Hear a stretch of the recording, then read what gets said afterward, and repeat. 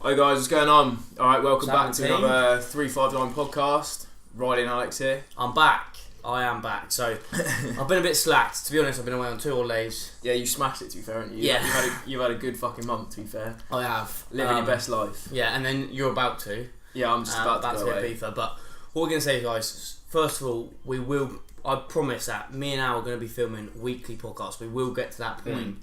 But it's busy month in terms of everyone's away, Yeah. holidays, travel. PT's busy at this time of year as well, isn't it? Yeah, so everyone's smashing it before summer. So I think we're also getting to grips with it, so we need to try and find like a consistent time, like weekly, where we're like, right, it's a Friday, we're filming a podcast, what we talk about. Yeah. So we need to sort of book it in a slot as if we would like PT sessions and stuff like that.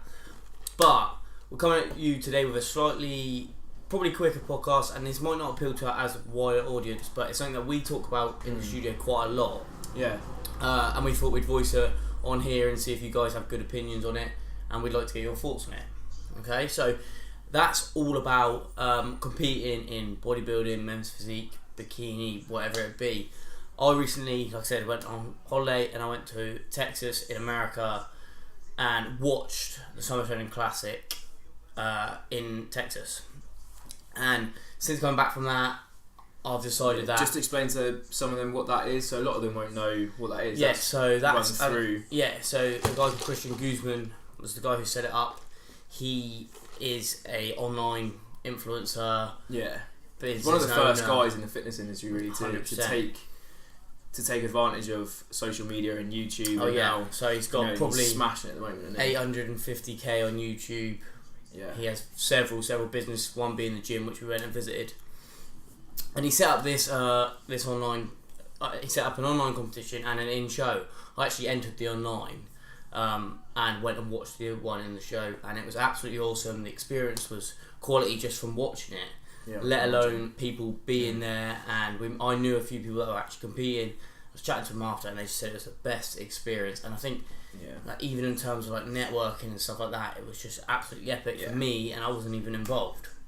So I came back, I got all sorts of motivation from it, and I sort of said to my YouTube channel and all my friends and that next year I'm going to compete. So we've started to bulk already.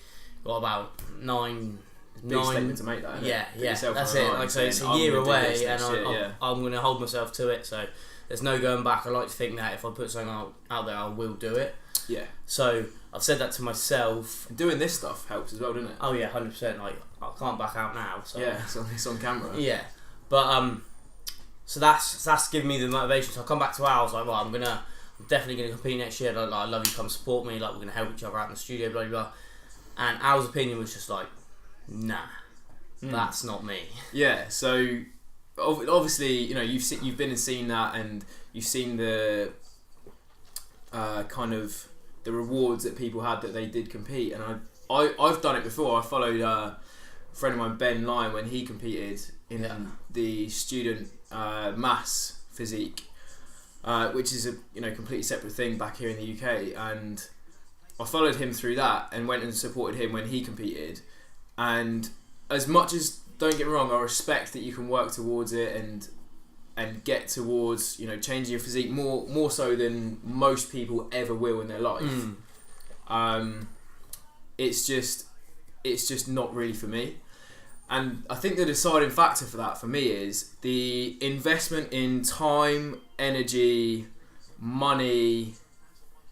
Because it's not cheap. It's not going to be cheap. To compete in general, a ticket to compete alone is probably around £200.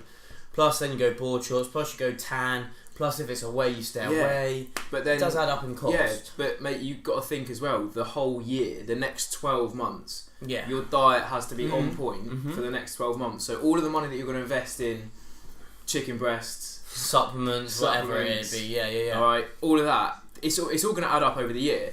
And I think, not to get just distracted by money, but the effort level and the commitment, the sacrifices that you've got to make, I don't think the return of that reward, I don't think is going to outweigh that. Because another thing is,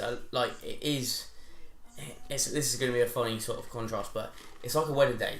You build it up for a year for me. Yeah. all to be stood on a stage for one day, 20 minutes, and then you're off, and it's done. So it's done. I totally understand that, and it's not even like your work ethic. How it's dieting now, you're dieting so hard for Ibiza, so you know you got that in the tank. But it's definitely. just. And I think that's what it comes down to for me is, I know I could do it if I wanted to do it. Yeah. But I think one of the big things for me is the social side of it. So the social side of things that you are going to miss out on over next year 100%. When, you know, say it's your best mate's birthday and they're all going out for beers and, you know, they're getting pissed and you're like, well, I'm on the water all night. Don't get me wrong, you got a good bunch of boys around you, so they will support you and they'll understand that. But for me, you got to go on too many Tinder dates, mate, to miss out on. There's going to be too many of them to miss out on. I don't think missing out on all of that will justify the one day that you will spend on stage. But then, in my opinion, like one day could possibly change life. So when I was out there, a friend of mine that actually competed in the transformation class in Smith Rock from Ireland, we were linking up on Instagram before, and he said, I'm going out there to compete, like blah blah blah, I'm in the transformation class. I was like, oh, wicked work. So we got a collab and we trained together, ate together, blah blah blah. That day he won the transformation class and he's now affiliated with Alphalete and Ghost for the next 6 months. So he's got 6 months of that in his Instagram bio, talking about that on YouTube. Like if you got like that day has and actually changed those companies helping him out. So I get that. I also think on the contrast, last weekend when the podcast that just went live with Ro Anwar, him and I actually hooked up again last weekend and went to a dance event over in London, and we met up with Daz, Charles as well. So meeting up with them, it's maybe not on the same scale, but it's still a networking thing. You get to know these people. They open up doors. They connect you with other people.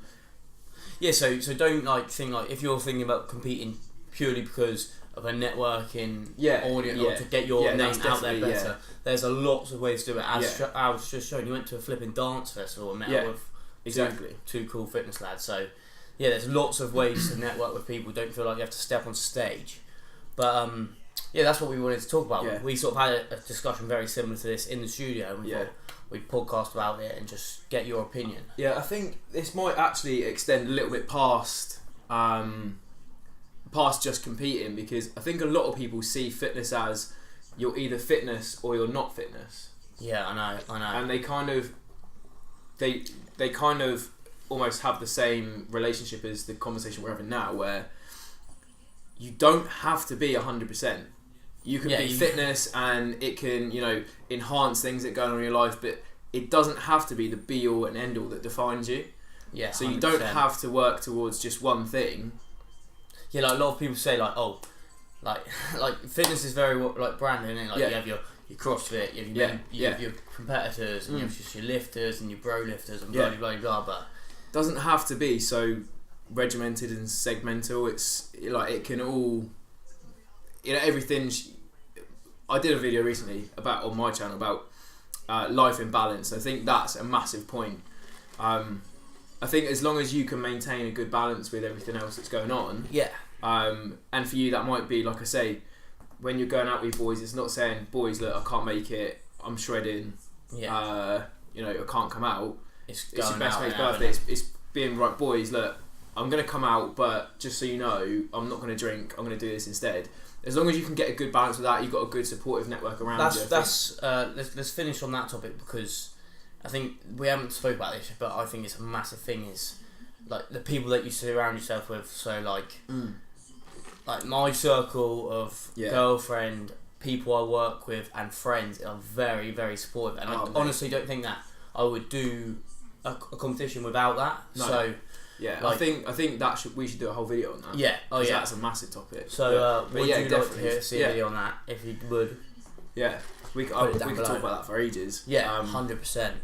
But that's definitely. Probably I think if you're gonna do that and be if you're going to compete and be successful and give it 100%, you do need a strong network around you. Yeah, definitely. Because you need boys that are going to understand that. You need a girlfriend that's going to be, put up with you when you're moody on prep. That happened for the cut this year, let alone next year, Christ. So when you're down to 1,500 calories, you finish a long day at the studio, and then you've got to go down and do my extra cardio. Do your extra cardio in the evening. You're not getting home till 10 o'clock, and then you're back in the studio at 6 the next morning. That happens. That does happen. That's what basically your life at the minute now. She's gonna have to put up with that, and yeah, if you don't have a network around you that understands that, I think that it can make it 10 times harder. Yeah, 10 times harder. And like you say, that correlates to absolutely anything. Starting a business. Yeah.